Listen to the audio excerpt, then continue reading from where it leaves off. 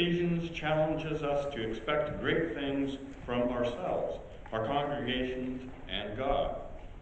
From Ephesians 1, verses 15 through 23 from the Message. When I heard of the solid trust you have in the Master Jesus and your outpouring of love to all the followers of Jesus, I couldn't stop thanking God for you. Every time I prayed, I'd think of you and give thanks. But I do more than thank. I ask God of our Master Jesus Christ, the God of glory, to make you intelligent and discerning in knowing him personally, your eyes focused and clear so that you can see exactly what it is he is calling you to do, to grasp the immensity of this glorious way of life he has for his followers, the utter extravagance of his work in us who trust him, endless energy, boundless strength. All this energy issues from Christ. God raised him from death and set him on a throne in deep heaven in charge of running the universe, everything from galaxies to governments, no name and no power exempt from his rule. And not just for the time being, but forever. He is in charge of it all, has the final word on everything. At the center of all this, Christ rules the church. The church is Christ's body in which he speaks and acts, by which he fills everything with his presence. This is the culmination of Jesus' teaching in Matthew. We are all called to treat each other, each person we meet, as if they were Jesus, because they are. From Matthew 25, verses 31 through 46. When the Son of Man comes in his glory, and all the angels with him, then he will sit on the throne of his glory.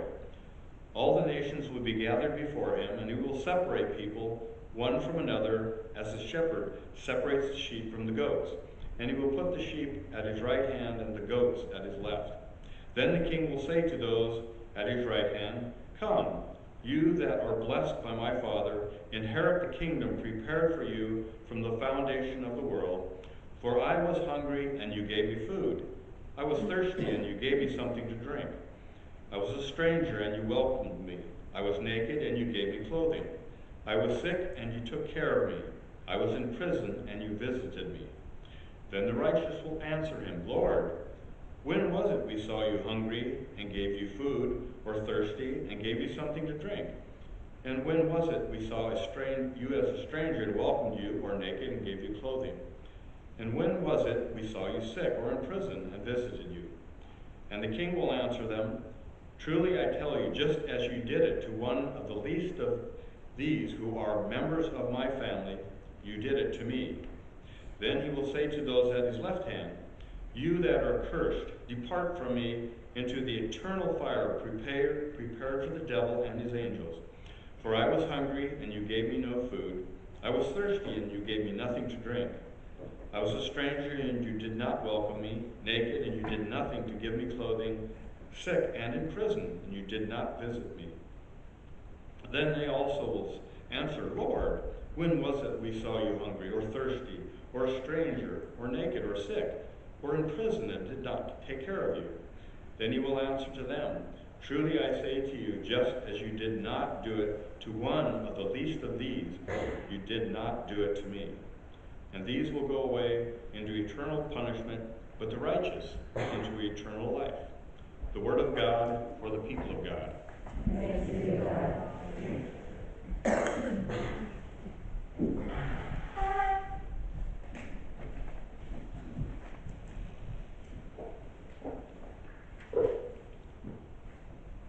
Did you get all that? For weeks we've been looking at Jesus' farewell instructions from the Gospel of Matthew. Farewell instructions to his disciples and to those following him who were looking for guidance.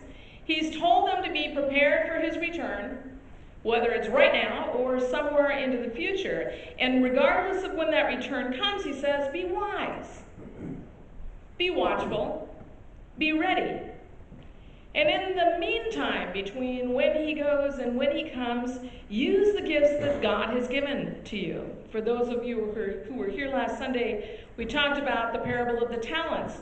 And the idea that two servants were given gifts of great measure and went out and risked because of their faith and their trust in the master, and doubled the money and increased the gifts that they had available and were given more to do. And then there was one servant who was clearly not sure and buried the talent. So nothing would happen to it, but it wouldn't grow either. So literally nothing would happen to it. Jesus tells us that that's really the only thing we shouldn't do, is bury our talents or hold them in one specific space. And today's scripture from Matthew has an endpoint to what all of that will mean. It gives us this spectacular vision of Christ on a throne with angels and heaven and glory and the ability to judge, as they were talking about in Ephesians. All nations, all people, all glory. And yet, as we read through the parable, there's the setup, and what he focuses on is not him and where he is now, thanks, but on what he's always done, which is to minister to the people, to be a shepherd, to pay attention to the present space that he was in, and help those in need. And we look at the sheep and the goats messages. The goats aren't admonished for being terrible, wicked, evil people. They're admonished for not doing anything. That's a fairly heavy-duty thing. Maybe they were distracted. Thank you, Janet. Jesus says, "For I was hungry, and you gave me food to eat. I was thirsty, and you gave me a drink," talking to the sheep. "I was a stranger, and you took me in. I was naked, and you clothed me. I was sick, and you visited me. I was in prison, and you came to me." In these 6 examples that he gives, talking to both the sheep and the goats, he's not talking about massive things. He's talking about things that anyone and everyone can do. Provide a piece of clothing, provide comfort, provide presence, a listening ear, all those things. So, the goats, well, I'm just saying. Nothing is out of the reach of fulfilling the call that Jesus calls us to, that says, be present, pay attention. And it would be easy to stop here and just say, okay, so here's the deal. You have gifts that are given by God, go out and use them. And we could go, except that I think the parable has a little bit more to it than that. It's interesting to note in this parable that both the sheep and the goats, after Jesus speaks with them, ask him a question. When? When did we do those things? When did we, Jesus, when you did this and this and this, you did it to me. And they're like, but when was that? Or in the case of the goats, when wasn't it? I go to church and I put money in the offering plate and I mind my P's and Q's, so hello. And we've talked about this before, and I am blessed with a congregation who doesn't see in that way. But the reminder is important, because as soon as we ask when, we've lost the whole point of what it means to be a disciple. It's great. Every time we go out and do something kind, from the heart, for someone else, whether we know them or don't know them, that's a good thing.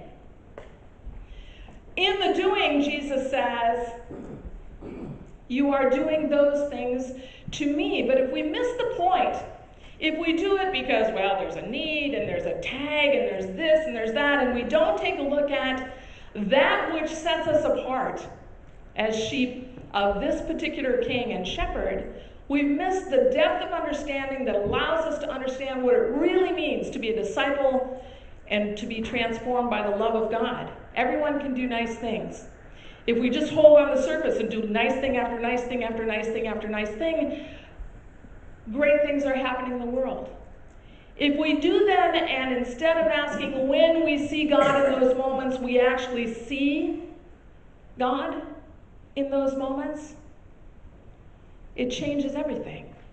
Because now our lives don't go from something that's maybe a checklist, or I know I need to do this, to I deeply wanted to do this, because in every instance where I reach, I see God, and if I don't see God, goodness knows I'm going to be looking for God, for the face of Christ, for the love of Christ, the love of God made manifest in this King that we worship and celebrate today.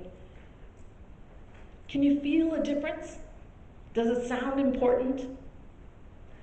Because I wonder how many times we do things and are not thinking in those terms and miss an opportunity for something deeper, a level of relationship, a level of understanding, of joy, of delight, of challenge, because we don't take that extra step, because we don't see God in the moment. Neither group sees. The sheep get to go on as righteous because whether they see Christ or not, they clearly are doing things as Christ would do. Again, though, this disturbing thing to me in the parable is the idea that they don't know that we miss opportunities simply because we don't see. I have worked a long time to receive a compliment. You might wonder what this has to do with anything. Look at it this way. Someone would say, oh, you do this wonderful stuff, why, da-da-da-da. I'm like, oh, well, it's just stuff that I know how to do, instead of stepping toward that person and saying, gosh, thank you. That helps me to celebrate the talent that I have. As soon as we put that off or push it away, we pushed away the person who's trying to say kind to us and eliminated the possibility of going further. That aw shucks stuff is a little like burying gifts in the sand. It's missing an opportunity to see in a different way from both sides, from giving and receiving. And that's what this parable talks about, I think, is the miss, or the potential miss. The parable asks us to restore our vision in such a way, to re-see, to rethink, to re-know what God looks like by looking everywhere all the time.